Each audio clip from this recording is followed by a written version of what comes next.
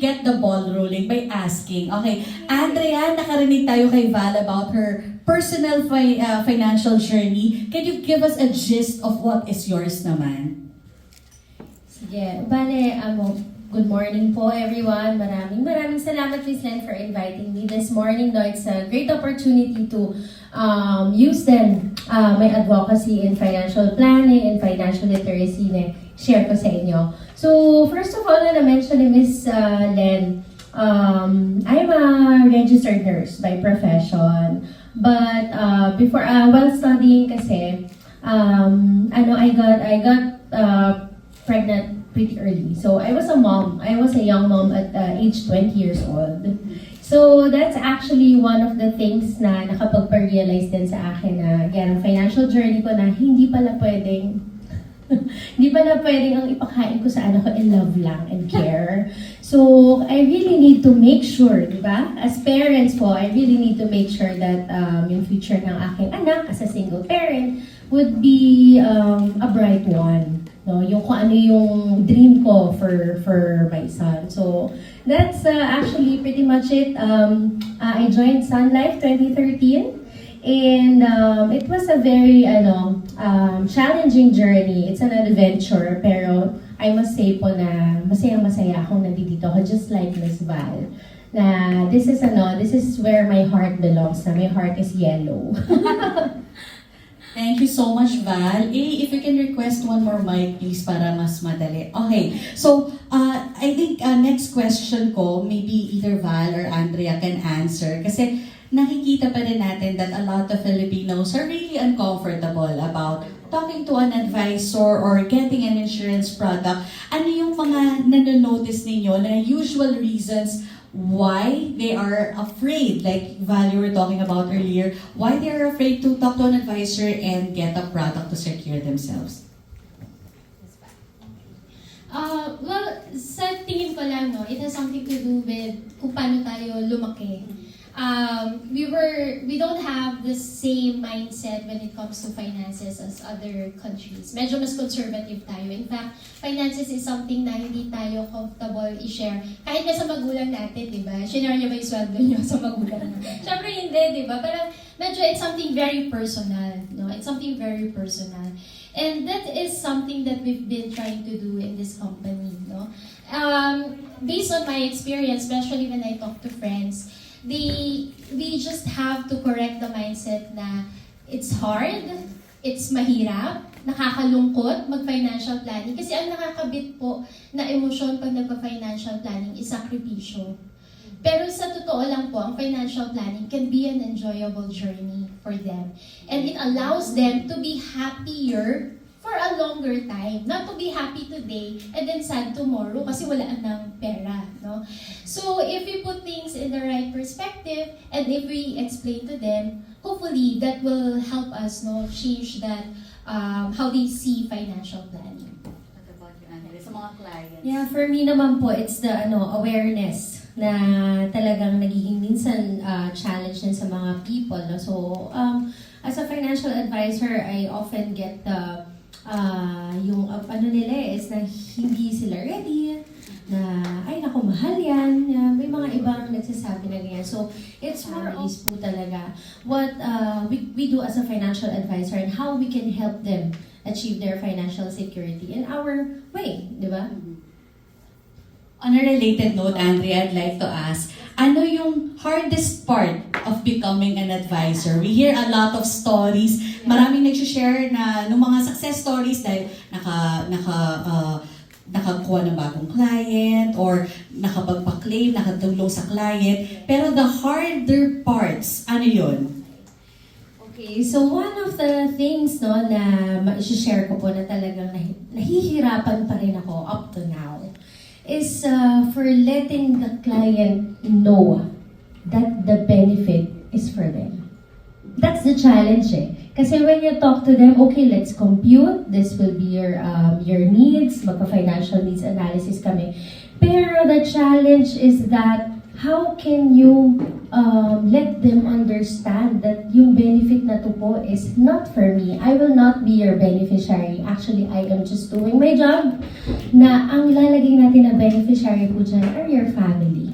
Diba? Na isa yun na parang every time nakakausap ka ng isang tao, no? Maybe a businessman, a breadwinner, a single parent just like me, or someone lang na gustong mag-save up. Na paano mo mapaparamdam sa kanya? And syempre, you get to answer their questions. Depende rin sa kung ano yung na-share nila sa inyo. So, that's one. And of course, syempre, kung paano mo rin mai-implement din sa kanila. Paano mo sila matutulungan na you have to implement this, you have to really commit kung ano yung napag-usapan natin, napag-agreehan natin. Thanks, Andrea. Alam mo, related to that, babalikan ko yung sinabi ni Val kanina, na you want Filipinos to look at financial planning not with fear but with excitement. Alam mo, sa totoo lang, totoo yan eh. Kasi parang I remember when I was starting bago ako sa Sun Life and I didn't feel like I deserve to be here kasi wala akong masyadong alam about it talaga. Lalo na may background, I came from a broadcast company. So parang, di ba, ang layo. So, but as I was getting into it, syempre nai-influence ako ng office mates ko. Tapos parang nakikita mo na nag-grow yung financial portfolio. Ay, parang ang saya pala, parang angas ko na. Alam mo yung gano'n? Parang medyo meron ka ng confidence kasi eh. So, on a related note, ano ba, Val, would you say, ang dapat na laman ng isang financial portfolio?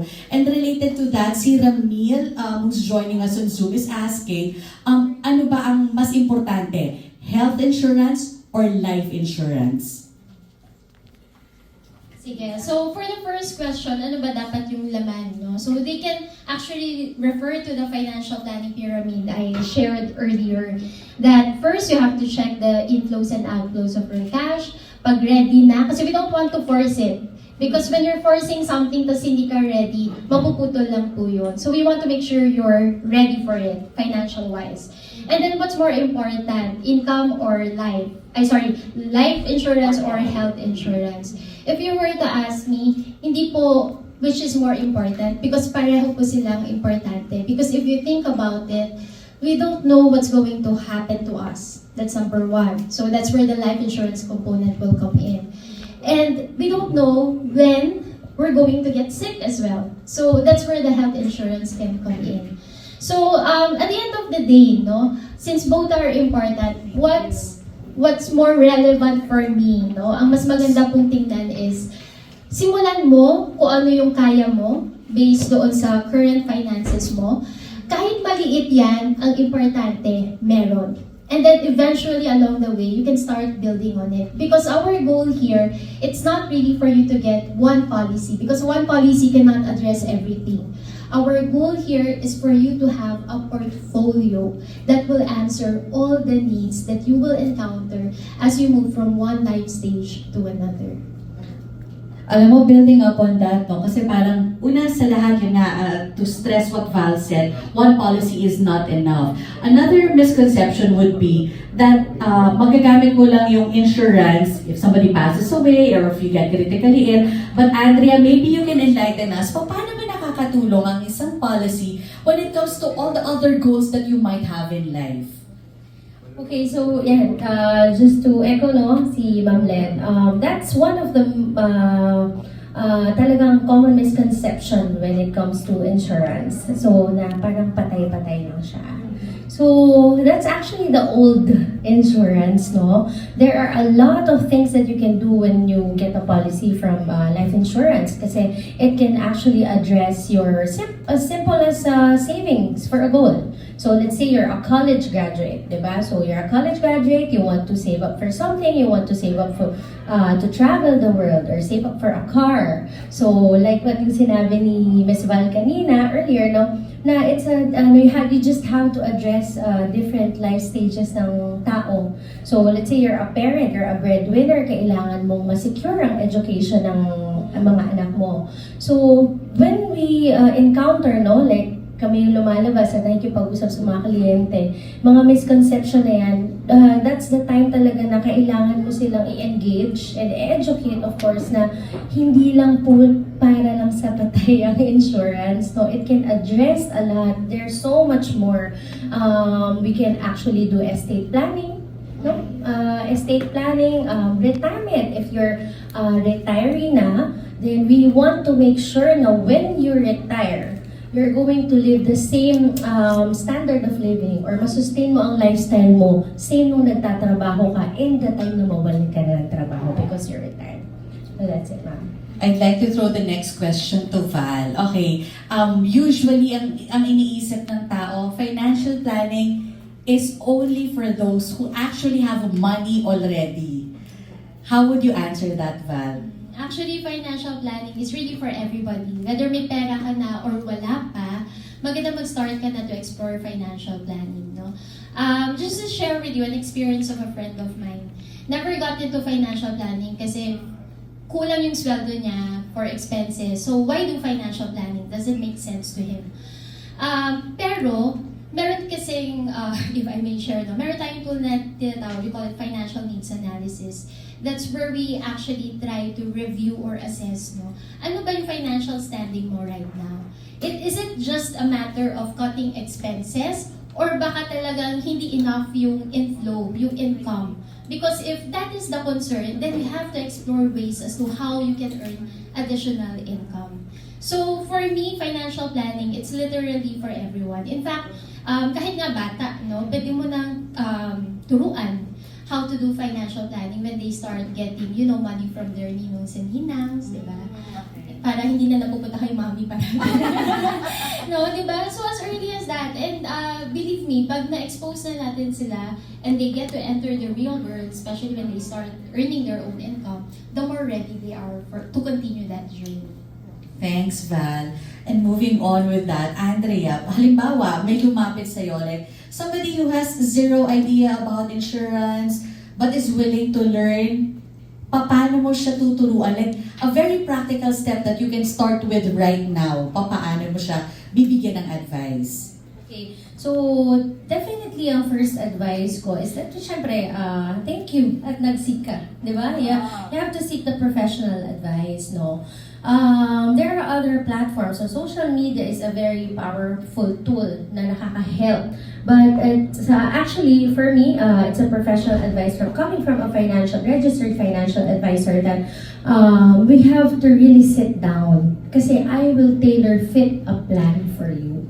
So we will look at the income, of course, yung expenses mo. Like I do that to every client that I meet. I have an Excel file for each and one of them. Expenses, savings mo, these are your needs. And then we go on to your wants, okay? So syempre, that na-enjoy mo yung life mo. We go to your savings part, which is practically 20% of what you make.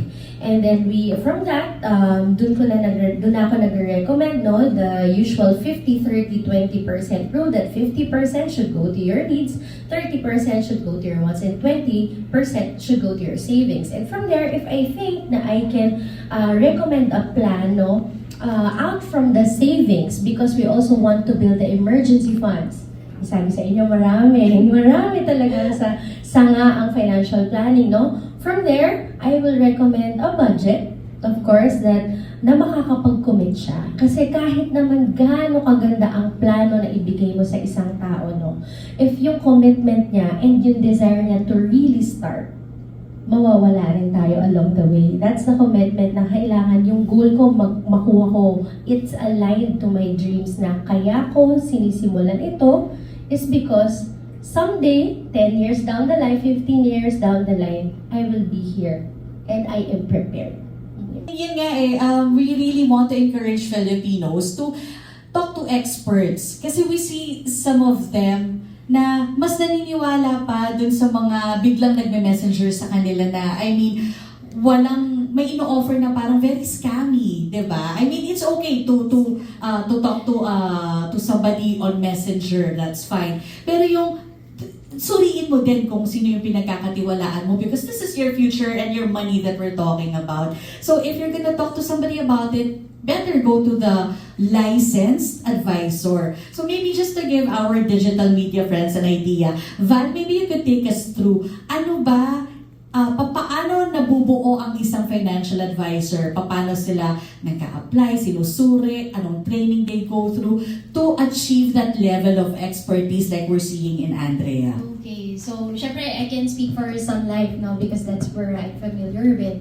So as far as the opportunity to be a financial advisor, we actually conduct what we call Live Brighter forums. It's an avenue for them to explore and know what's in store for them should they decide to be a financial advisor. However, hindi po siya ganun kadali na if they say yes, financial advisor ka na. Like what Len has mentioned, they have to be licensed and there's actually a government body, a government office who's in charge of that, and that's the Insurance Commission. So they actually facilitate exams, license exams. So you have to prepare for it para pumasa po and to get the license. Now, a lot of people are saying, naku, hindi ko naman masyadong pinag-aralan yan. Like for example, kay Andrea, no, registered nurse. So maybe there's numbers, pero syempre, no, finances, insurance, no, investments and all. So the good thing is the company actually provides support in terms of trainings for this one. At ang maganda dyan, because we already have digital platforms, so they can actually do their trainings at their own convenience. And then once they pass the exams, they also go through certain interviews, no, just to check if it's a fit for you. And then eventually, you will be licensed as a financial advisor. So, siguro at the end of the day, a lot of people will have doubts kung kaya ba. Kasi nga, hindi ito very familiar to us. Pero one thing that I'm very proud of in our company is that they don't have to worry because in terms of the trainings, in terms of the resources, it's already developed, it's already there for them to access and avail. And they do this like every year they have all these training programs, diba? Hindi lang yan yung once na gano'n ka, okay na yan. Mandatory trainings talaga kami. At make sure ni Sun Life na when we go out, we're fully equipped talaga. Ayan, okay. So just to establish that expertise. Now, Andrea, we have this question from Dennis in Bacolod. How do you advise or guide minimum wage earners? Is it possible for them to get insurance? I think very good question. Yeah, very good question. Hi kay Sir Dennis from Bacolod. Hello po. Yeah, actually, yes. I have clients who are actually nasa minimum wage. Mga sakto, diba? So, hindi natatapos ang pagiging financial advisor namin kung makita namin na minimum wage earner lang sila. Di ba? Hindi natin yan nilalang. But, what we do is, syempre, like what we almost do naman sa aming mga financial interview or mga planning na ganyan, check natin yung budget natin, no? But there are a lot of plans na bagay at masasakto. Definitely merong plan na mapapasok dyan. And we start from, I have clients actually na construction workers, so as you know, yung mga work nila is very medyo, na parang, sanal. And I have clients from, kasi my lola is nagbebenta siya sa market, she passed away na, but nung time na nandiyan siya, in-endorse niya ako sa mga katabi niya sa palengke. Nagpupunta ako doon, like every quarter na kumolekta ako sa kanila. Pero you just have to really let them understand na kaya pala. Kahit pala sa murang presyo, kaya palang kumuha na ng insurance. And at the end of the day, it's about the coverage naman and the protection that you get from that policy. Thanks so much, Andrea. And related to that, no? Siguro parang we're talking about restarting the financial journey. Maybe not all of us are already at that point na we're ready to push through with it. But you can still learn. You can still read up on it. You can take in as much information as you can so that when you're finally there, at that point when you're ready, you already know who to trust, what questions to ask, which company to go to. hindi yung pagka nandun ka. Kasi minsan it's overwhelming eh. Ay, ang dami ka ng pera. So parang that's when you might make wrong decisions pa, ironically, di ba? Instead of setting yourself up for success. So ayan, kailangan tuloy-tuloy, continuous learning. And this is what Please share, like and click to subscribe to megabites.com.ph.